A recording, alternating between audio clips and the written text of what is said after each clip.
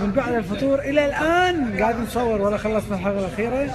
باقي اخر لقطتين وخلص.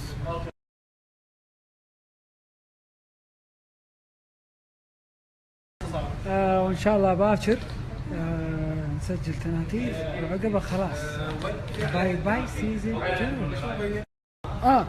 نسيت اقول لكم ضيف الحلقه الاخيره راح يكون باذن الله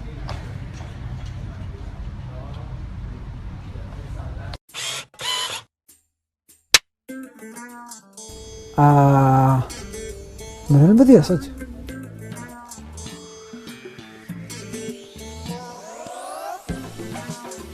حبايبي والله اسف اني تاخرت، انا عارف اني قليل حياه. شفايفك عمليه تجميل؟ هل انت شاب جنسيا؟